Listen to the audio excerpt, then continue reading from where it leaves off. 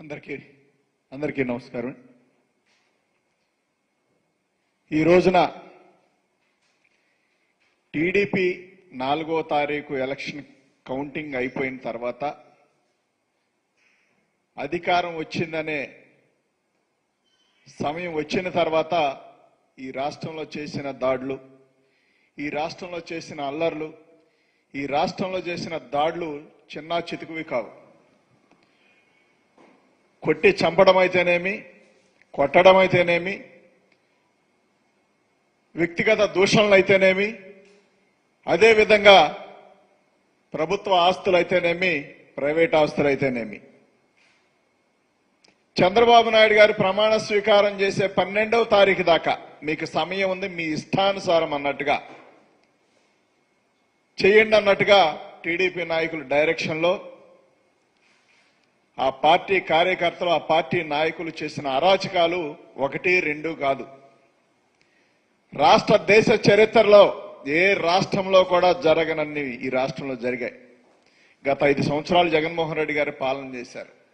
ఎక్కడన్నా ఇబ్బంది కలిగితే జగన్మోహన్ రెడ్డి గారే డైరెక్ట్ గా పిలిచి వార్నింగ్ లాగా మాట్లాడేవాళ్ళు.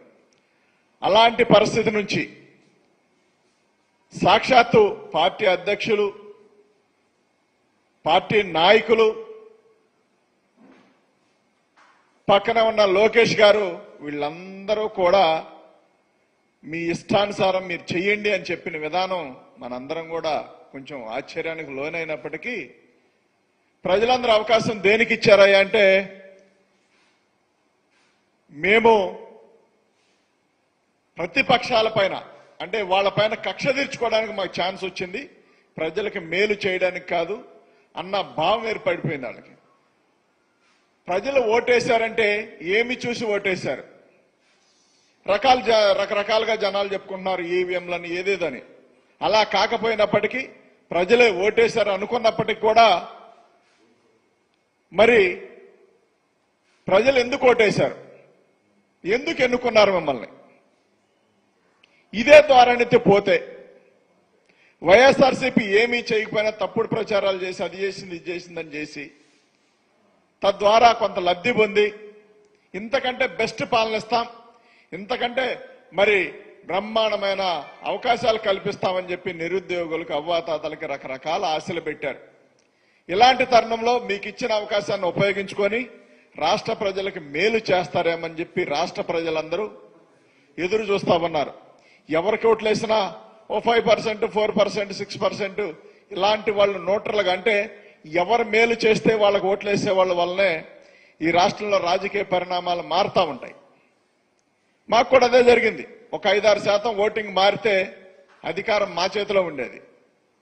5-6% ఓటింగ్ మారి మీకు అవకాశం వచ్చిందంటే ఆ నోటర్లుగా ఉన్న పీపుల్ మిమ్మల్ని కోరుకున్నారు, మీకు అవకాశం ఇచ్చారని చెప్పి మీరు భావించాలా. ఇవాళ మీడియా పనిచేస్తా ఉంది, సోషల్ మీడియా ఉంది. ఎక్కడ ఏం జరిగినా మరి కనువిప్పు జరిగే విధంగా చూపిస్తా ఉన్నారు. కానీ మీకు అవేమీ పట్టదన్నట్టు, మాకు సంబంధం లేదన్నట్టు, కళ్ళకు గంతలు కట్టుకున్నట్టుగా మూకుమ్మడ దాడి. ఇవాళ తిరువూరులో ఎంపీపీ ఇల్లు, వాళ్ళకి అన్ని పర్మిషన్లు ఉన్నాయని చెప్పుకుంటా ఉన్నారు. సరే, ఉన్నా లేకున్నా అధికారులు చేయాల్సిన పనులు ఎమ్మెల్యేలు చేయడం ఎంతవరకు కరెక్టో ఆలోచించాలని అవసరం ఉంది. అధికారులకు మీరు ఆర్డర్ ఇస్తే తప్పు ఉంటే వాళ్లే నోటీసులు ఇచ్చి వాళ్లే దానికి పరిష్కారం చూస్తారు. తగదనమ్మా అని ర్యాలీగా కొంతమందిని తీసుకొని జేసీబీలు తీసుకొని వెళ్ళి ఇళ్లు పడగొట్టే పరిస్థితులు చేస్తా ఉన్నారంటే మనం ఎటుపోతా ఉన్నాం, ఈ రాష్ట్రాన్ని ఎటు తీసుకుపోవాలనుకుంటా ఉన్నారు.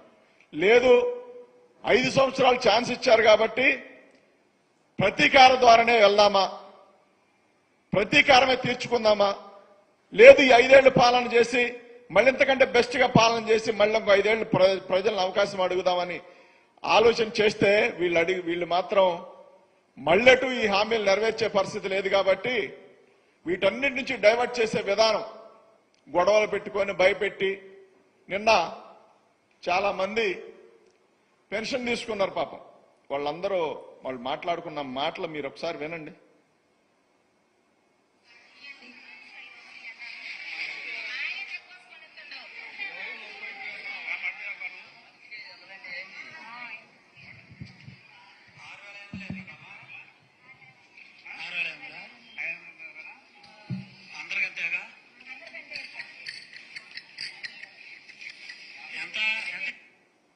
అంటే పెన్షన్ 7,000 అని చెప్పారు, చాలా చోట 6,500 అట్లా రకరకాలుగా పంచారు. దాని మీద విశ్లేషణ చేసుకొని ఎందుకు ఈ తప్పు జరిగింది, ఎవరు చేశారనే దాని మీద కఠినమైన నిర్ణయాలు తీసుకోవాల్సిన మీరు ప్రజలపైన, ఓట్లేసిన వాళ్ళపైన కక్ష తీర్చుకోవడం, ప్రతిపక్ష నాయకులను అనగదొక్కాలనుకోవడం ఎంతవరకు కరెక్ట్?